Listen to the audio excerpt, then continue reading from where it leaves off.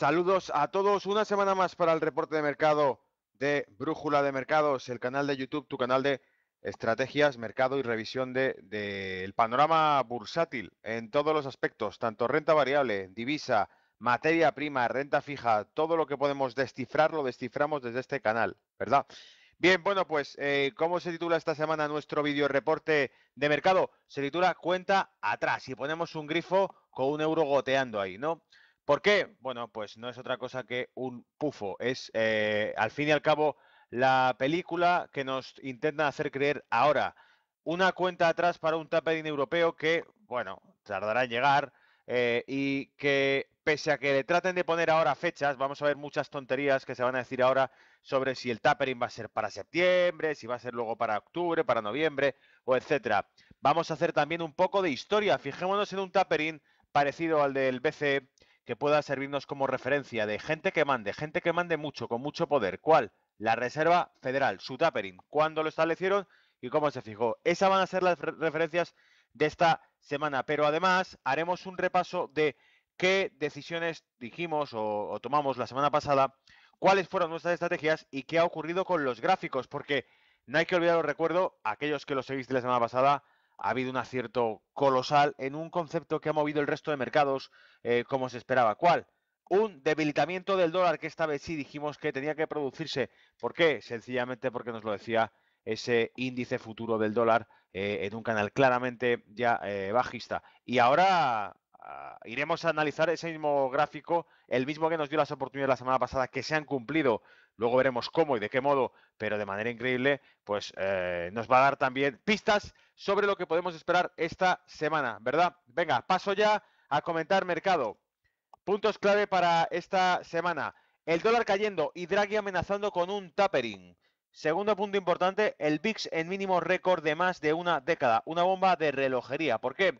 Porque aquellos que no sepáis lo que es el VIX, algún novato que esté escuchando el canal dirá, bueno, ¿y el VIX qué era? VIX es el índice de volatilidad sobre el SP500, ¿vale? Ese índice que se emite desde Chicago. ¿Y qué ocurre? Que ese índice nos muestra niveles elevados, niveles más bajos, ¿según qué? Según un reverso, es decir, si el VIX cae, quiere decir que el mercado está muy alto. Si el VIX está bajo, además quiere decir que hay poca volatilidad. Cuando el VIX está bajo, ¿qué hay? Pregunta, dejo un espacio de un segundo o dos. Siempre que el VIX llega a niveles mínimos, se acerca siempre una corrección fuerte de mercado, lo veremos luego históricamente. Pero cuando vemos un VIX que se queda estancado, que llega a mínimos, ¿qué hay que buscar? Coberturas para una posible retrocesión fuerte de los precios, ¿vale? Luego veremos, porque el SP500, que es el que realmente está interrelacionado con el VIX, está extremadamente fuerte. Pero cuando el río suena, agua lleva. Y cuando vemos un VIX que alcanza estos niveles, que vais a ver ahora, que algunos casos son de los 90, es que algo delicado hay. Pero antes que nada, empezaremos con, bueno, ese tapering del que se empieza a hablar, si Draghi podría incluso subir los tipos de interés. Dos fases. Primero vendrá, en todo caso, el tapering. Y de eso tardaremos. Se discutirá. Habrá debates, tardaremos meses en ver cómo lo que dijeron en un principio luego podrá incluso aplazarse. Después de que llegue toda esa etapa de tapering, ya vendrá en un futuro la subida de tipos en Europa. Así que de hablar de tapering ahora, hablar de subida de tipos son una auténtica tontería.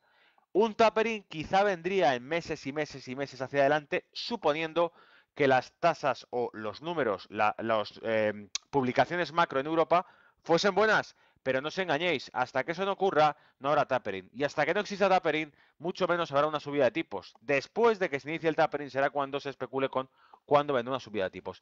Así son las cosas, no porque lo queramos nosotros, sino porque es como se ha hecho en política monetaria por parte de los líderes del mundo, por parte de la Reserva Federal. Y como ejemplo, pues vamos a poner simplemente una cronología que nos sirva de para ponernos en su sitio. 19 de junio de 2013, Bernanke anuncia una disminución de algunas de las políticas de la QE de la Fed.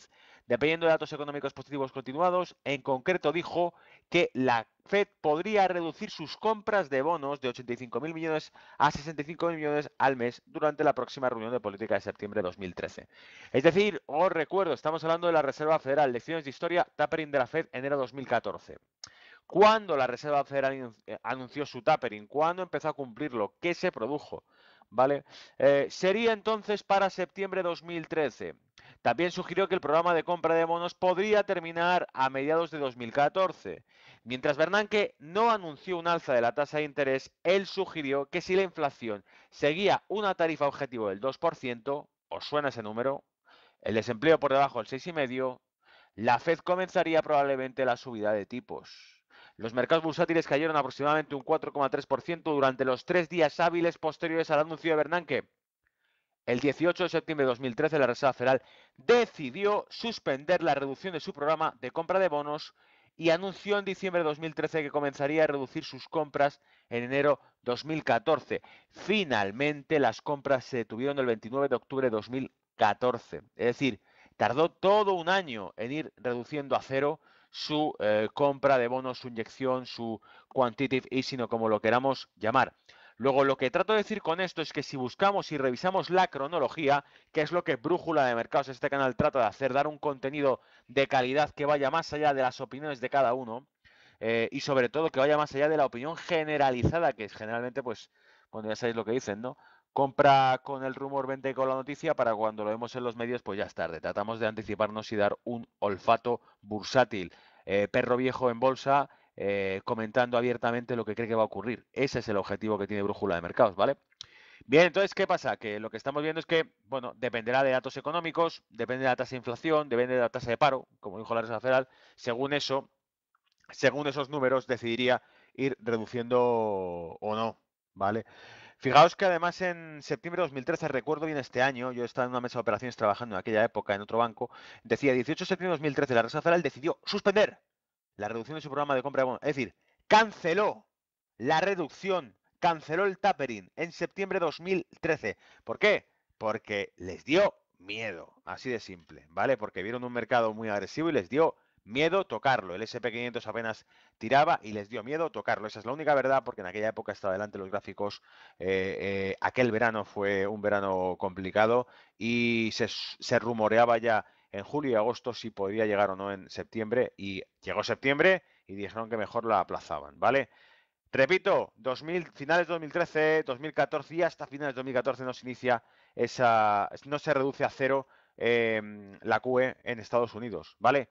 La curva de Phillips, y aquí viene otro tema que aprovechamos para sacar, pues bueno, un poco de cultura económica para que veáis que la economía y los mercados financieros sí tienen algo que ver, por mucho que haya siempre traders por ahí perdidos que te digan, la macro no tiene nada que ver en el mercado. No, porque tú no sabes de macro, pero si te culturizases con conceptos de macro que podemos estudiar cada uno a través de Internet, veríamos que sí que tiene que ver, sí nos da pistas, sí nos da realmente el trasfondo de lo que está ocurriendo por detrás. No te fíes ni de noticias, no te fíes ni de comentarios, ni de opiniones, fíjate al fin y al cabo de la ciencia, si es que la hay, detrás de todo esto, que es esa relación, por ejemplo, histórica. La curva de Phillips se basa sencillamente en la relación histórica que se produce entre la tasa de inflación y la tasa de desempleo. Se dice que cuanto más bajo es el desempleo, generalmente hay una inflación más fuerte, o sea, perdón, más pequeña. Y cuanto más alto es el desempleo, pues más reducida es la tasa de inflación.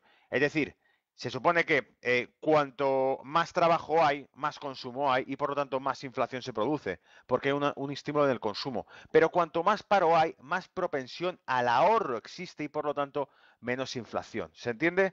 La curva de Phillips se basa en el comportamiento psicológico traducido o expresado en gráficos. Hay dos variables aquí fundamentales que utilizan la Reserva Federal, el BCE y todas las autoridades monetarias. La relación entre la tasa de inflación, es decir, la evolución del precio de dinero, la evolución de los precios al fin y al cabo, y la tasa de paro.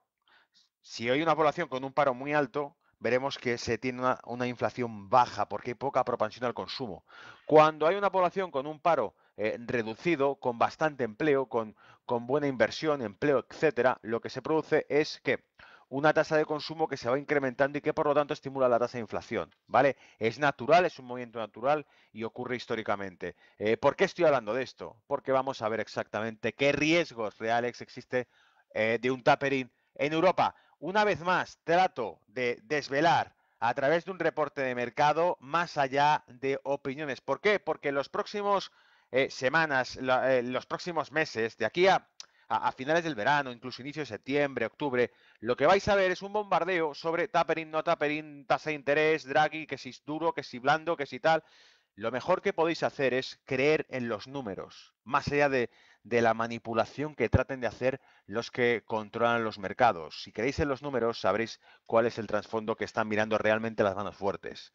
Tapering de la Reserva Federal se finaliza en 2000, os decía, se anuncia en 2013, se inicia en 2014 y hasta 2014 no termina. Es decir, hasta esta zona de aquí, que es cuando ya vemos que acaba el tapering a final de 2014, ¿vale? En este año se termina el tapering y casualmente en este año, que es la tasa de inflación, cae en picado según que, según ven que se acaba el tapering, se acaba la inyección de liquidez. ¿Y qué se espera? La subida de tipos de interés, ¿vale?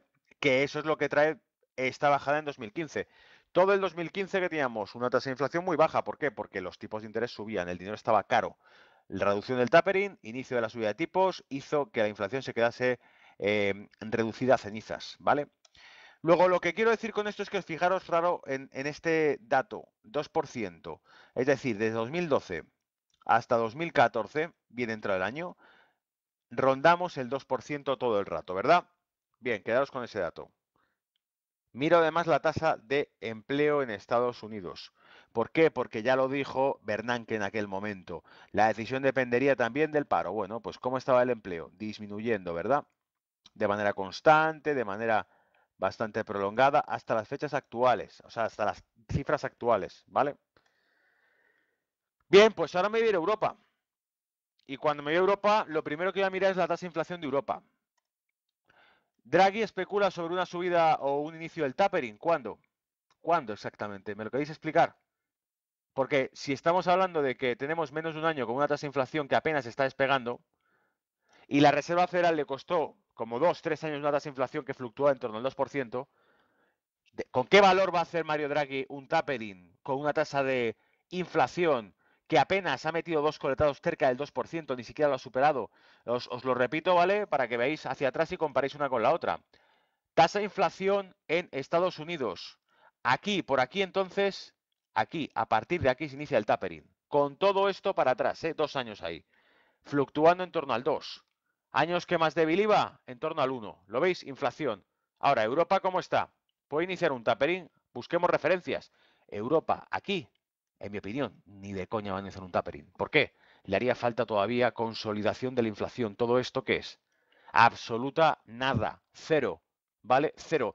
Riesgos de deflación a la vuelta de la esquina. Los tuvimos hace 2 días. Y ahora quieren hacer un tapering. No se lo creen ni ellos. Hasta que no se consolide la inflación, no creo que el Banco Central Europeo se atreva con un tapering. Por no mencionar lo que hemos comentado en otros vídeos ya y que me aburre de volver a decirlo. Los altos niveles de deuda están puestos en gráficos. Os he dado datos de ello en vídeos anteriores. ¿Cómo van a hacer una subida de tipos ya? Mucho menos, ¿verdad? La tasa de paro en Europa, 9%, ¿pero qué es esto? Un monstruo. 9%, ¿eh? ¿Se ha reducido? Sí, pero es que sigue siendo un nivel monstruoso. Ni mucho menos hemos recuperado la tasa de empleo que había previa a la crisis de 2008. Por lo tanto, ni el paro ni la inflación justificarían un tapering. Si la Reserva Federal tardó tantísimo, inició su tapering con una tasa de paro en aquel entonces, fijaos, con una tasa de paro que tenía en aquel entonces la Reserva Federal para el año 2014 por debajo del 7%. De hecho, la cifra que dio Bernanke era del 6,5%. Dijo que hasta el 6,5% seguiría la QE. Bueno, entonces, según eso, ¿cómo es posible que en Europa tengamos una tasa de paro del 9% y Mario Draghi ya esté hablando de si puede haber un tapering o no? Es un pufo. Nos la han colado con queso. ¿Vale? Nos la han metido doblada. Bien, con todo y con eso, aprovecho para tirar otra anomalía más. Tú dime a mí, tasa de paro de Alemania que tendrá que ver con la tasa de paro de España, por ejemplo. Una tasa de paro por debajo del 4% de Alemania y una tasa de paro por encima del 18,75% en España. ¿Qué es esto? ¿Qué es esto? ¿Vale? No tiene ningún sentido, ¿verdad? Ningún sentido. La tasa de inflación, parecida, pero igualmente débil. ¿Vale? La tasa de crecimiento, bueno, no va mal, anualizada, si es que se acaba cumpliendo, porque tú fíjate la trimestral, ¿vale? Luego, lo que estoy viendo es que queda mucho, quedan muchas cuentas por explicar, muchos números que demostrar antes de que realmente suba la tasa antes de que se inicie el recorte de liquidez en Europa y el BCE haga el tapering, ¿vale? Queda mucho todavía y especularán mucho sobre ello. Por eso aquí sabemos los números. Brújula de mercados no se deja engañar por especulaciones que haga de turno el bravucón monetario que le toque en cada discurso, le apetece decir una cosa y luego diga otra, ¿vale? Bien, ¿quiénes salen beneficiados de todo esto? Bueno, para empezar, ¿qué teníamos? Un bono alemán complicado, no olvidéis que esto es el yield subiendo, y tras este tipo de rumores, ¿qué pasa? Alemania se refresca un poquito, ¿vale? La deuda alemana, el bono a 2 años de Alemania, he cogido el de 2 años porque así lo veo más volátil, ¿vale? ¿Qué hago? Pues se reduce un poco. Teníamos esta subida con los bonos que preocupaba un poco, bueno, pues ya, venga, menos miedo, se quita un poco de miedo al asunto, ¿vale? ¿Qué pasa con el índice alemán? Pues el mismo día, el 20, si la renta fija, el yield cae y inicia una tendencia bajista, es decir, en los tipos de interés del bono se reducen, ¿qué pasa? La renta fija se favorece, entra liquidez y sale de la renta variable. Una bajada, ¿lo veis?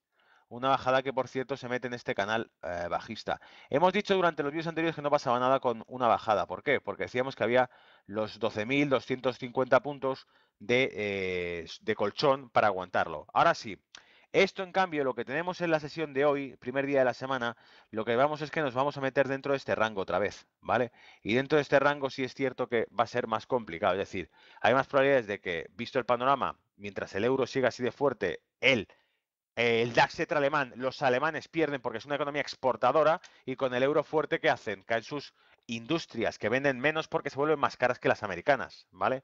Entonces, ¿qué pasa? Ese ajuste macro, de nuevo, una lección más de macro para brújula de mercados. Ese ajuste que hace reducir aquellos que más venden en euros, que son los alemanes, y la bolsa entonces recorta. ¿Lo veis? Niveles clave, 12.250 perdidos, 12.245 estamos ahora mismo. Vamos a verlo en el corto plazo y así podemos atisbar un poco más hacia dónde irán los tiros. Fijaos, identifico esto como un pullback, estamos ahora en el corto plazo, estamos viendo velas de 4 horas, identifico esto como un pullback, la sesión de hoy. Creo que va a hacer fuerte techo esos 2.250 puntos. Creo que más bien podremos ver que según lleguemos a estas zonas, que llegaremos probablemente esta siguiente jornada, llegaremos a estas zonas, pero creo que lo que sería más atractivo sería buscar esos retrocesos hacia 12.080, hacia 11.950 puntos, ¿vale? Estos niveles son los que me parecen más atractivos, ¿vale?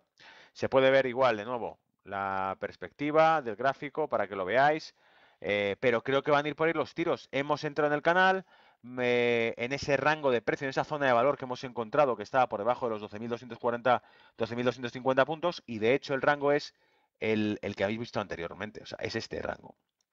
¿Lo veis? Entre 12.000, 11.900 y pico, 12.000, hasta los 12.250. Ahora que estamos aquí dentro, probablemente vuelva a consolidar y haga un tramo como el que hizo aquí.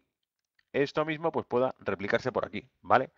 Pero bueno, no tenemos la bola de cristal, no sabemos lo que puede hacer, pero vamos a ver qué tal. Desde luego, el panorama ahora mismo es fuerza bajista, ¿vale? En el DAX. ¿Por qué? Por un euro excesivamente caro. Y más con Draghi haciendo ese discurso. En cambio, ¿qué dijimos la semana pasada del dólar? Dijimos muy débil, visto dónde está, ya no nos creemos que inicie un rebote hasta que no toque esta zona, hasta que no llegue al suelo. Es lo que dijimos la semana pasada, que lo que esperábamos es que la semana pasada se debilitase el dólar. Con las consecutivas acciones que deberían tomar el resto de activos, es decir, con el consecutivo ajuste que traería un debilitamiento del dólar. Y lo trajo. Lo trajo, como vamos a ver ahora, activo por activo, ¿vale? Bien, ¿qué hemos hecho? Alcanzado, ¿lo veis? Bingo, bingo, objetivo alcanzado, lo tenemos aquí. Entonces, ¿qué pasa? Que el dólar ha tocado fondo. ¿Ahora qué espero? Ahora espero, fijaos, dilatación, dilatación, dilatación. Ahora, no me creo este debilitamiento del dólar durante tantísimas semanas consecutivas vaya a perder todos estos niveles de 2015. Toda la fuerza que ha ganado durante 2 años la vaya a perder ahora en un solo tramo bajista. Aquellos que seguís mercado, incluso aquellos que ya sois de la vieja escuela y sois idiotistas, sabéis que no hay un tramo impulsivo sin una corrección. Esperamos un fortalecimiento del dólar de nuevo. Acertamos la semana pasada con su debilitamiento, prepararos porque tendrá que venir un fortalecimiento. Y no digo nada, ¿esta semana qué hay? ¿Qué hay esta semana? Anuncio de tipos. ¿Puede ser que esta semana, cuando anuncien los tipos, sea el dato que hace falta o que necesita el dólar para empujarle otra vez para arriba, quizá, ¿verdad? Una subida de tipos más agresiva de lo esperada podría empujar e iniciar un rebote en este gráfico, porque claro, luego los gráficos te muestran un rebote y nadie sabe dónde viene. En brújula de mercados sí, ¿verdad? Anunciamos miércoles anuncio de tipos de interés por parte de la Reserva Federal y el viernes dato de PIB americano. Datos suficientes para que si quieren nos lo empujen para arriba, pero no van a violar esa zona a la ligera. Les va a costar pasarse esos niveles para abajo. O sea que va a haber un rebote alcista. Esperemos que sea esta semana, ¿vale? VIX a ras del suelo. ¿Por qué? He ordenado, fijaos, me he descargado directamente, tenéis aquí, del CBOE. CBOE es la cámara de Chicago, ¿vale? Entonces me he bajado directamente desde aquí históricos del VIX para ver, bueno, esta es la nueva estimación que se hacía, el nuevo cálculo de VIX desde 2004 hasta ahora. Y en este caso lo que me doy cuenta es que en el histórico de 2004 hasta ahora, me encuentro que los VIX más pequeños estaban en torno a esta zona. Fijaos, he tenido 9,3 de mínimos, ¿vale? Y no veo esas cifras, pues bueno, aquí está 2006, 9,39, ¿lo veis? 2006 de nuevo, aquí lo tengo, 9,64, es decir, estamos a hace 11 años del VIX en mínimos. Pero claro, si me voy al histórico que tengo al lado, que es el cálculo que se hacía antes del nuevo método de cálculo de VIX de 2004, es que estoy en tasas muy parecidas a las que tuve en la década de los 90, principios de la década de los 90, la primera mitad de la década de los 90, ¿lo veis? Luego, ¿qué pasa? Que anticipan que había en 2006, finales de 2006. Estamos en diciembre de 2006. 2007 que fue un año turbulentillo, ¿vale? ¿Por qué? Porque eran los últimos latigazos antes de que saltase por los aires que el 2008 y la crisis, ¿vale? Más claro, gráfico histórico con el VIX a ras del suelo. Estamos, de hecho, por debajo de los niveles que se tocaron allá por finales de 2007, ¿lo veis?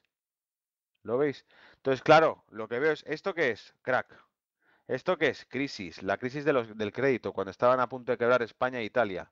¿Vale? Esto, la crisis que hubo con Lehman. ¿Vale? Entonces, bueno, aquí LTCM, la quiere LTCM. ¿Lo veis? Luego, ¿qué pasa? Que es difícil y raro estar. Cuando vemos que estos niveles se tocan, ¿qué hay? Coberturar. Incluso seguro que hay fondos de inversión de largoplacistas que se basan en posiciones de cobertura o salida de renta variable cuando se llega a estos rangos en el VIX. Más de uno estará dando renta variable y buscando cómo posicionar activos dentro de renta fija para petarse por si viene una caída, ¿vale? Y puede ser, pues bueno, puede ser porque lo que vemos es un cohete. ¿Lo veis? De hecho, esto es el SP500, ¿vale? Miro el mercado americano y me encuentro un cohete. ¿Esto se llama qué? Pautas de agotamiento, cuando cada subida es más pequeñita que la anterior, ¿lo veis? Pautas de agotamiento, ¿ok? Bien, y si paso al corto plazo, ¿qué me encuentro? Bueno, con el corto plazo no pasa nada por el momento. El SP está tranquilo, mientras que tenga los niveles 2,450, 2,433, 2,420, ¿vale? Es decir, salimos de este rango, que fue un lateral que tardamos varias semanas en sacar, y ahora nos encontramos en toda esta tendencia alcista, que obviamente tendrá que corregirla en algún momento. Objetivos, habéis visto que he hecho un máximo. Trataría de subir y no lo alcanza, puede retroceder. ¿Hacia dónde retrocedería? Yo creo que ya lo tenemos claro. Hacia esta zona. Es decir, si se hizo una corrección en el SP500, que no va a ser fuerte ni nada parecido, pese a que tengamos el VIX ahí, cuidado con ese VIX, lo que haremos será que buscar una corrección natural, que es la pérdida de la tendencia, me llevará a esta zona de aquí. ¿Vale? ¿Por qué? Porque me acaba de hacer un máximo y ahora está con una tendencia bajista. Bien, si delta hacer otro máximo, fracasa y rompe el canal, perdón, el canal, y rompe la tendencia alcista, lo normal es que yo le busque una bajada hacia los 2.450 puntos, ¿vale? SP500 rentabilidad americana. Paso al West Texas, otro de los gráficos que sacamos la semana pasada. Dijimos, con un dólar debilitándose, lo normal estará regalado, será fácil, una subida del crudo, ¿vale? Dólar débil, crudo se recupera hacia la zona de los 48 dólares el barril. Fue lo que dijimos la semana pasada y, bueno, lo cierto es que durante buena parte de la semana ese pronóstico se cumplió y aquí teníamos casi el primer acierto, ¿vale? Medalla de oro. ¿Medalla de oro para qué? Para un crudo que casi nos llega a esos 48. De hecho, llegó a estar en 47,80 prácticamente. Lo tenemos aquí. Vamos a hacerle zoom y lo vemos, fijaos. superó los 47,70, estábamos aquí. Aquí le quedaba nada para llegar, ¿vale? Pero de nuevo que jugarretas de la OPEP volvieron a enfriar los productores el crudo, ¿vale? De todas maneras, sacamos un tramo alcista bastante bueno para aquellos que siguiesen la operativa, ¿ok? Oro, fijaos, en oro lo que dijimos fue, si fallase el pronóstico, teníamos este movimiento alcista en el oro durante la semana previa, ¿vale? Y dijimos, si fallase el pronóstico del debilitamiento del dólar, solamente cuando el dólar se debilita repunta el oro. Y decíamos, ¿y qué pasaría si nos equivocamos la semana pasada? ¿Y qué pasaría si el dólar de repente se pone a subir como la espuma? Pues si eso ocurría, la cobertura era fácil, buscar ventas en oro. ¿Por qué? Porque el oro sí estaba en zona de ir a rebotar. Es decir, estaba subiendo, llevaba varios días subiendo de la semana anterior, llegamos y decimos, el dólar se va a debilitar. Pero si me estoy equivocando, la mejor forma de coberturar mi riesgo va a ser con un oro bajista. ¿Qué pasó? Que el dólar se debilitó, no hizo falta coberturar el oro, ¿lo veis?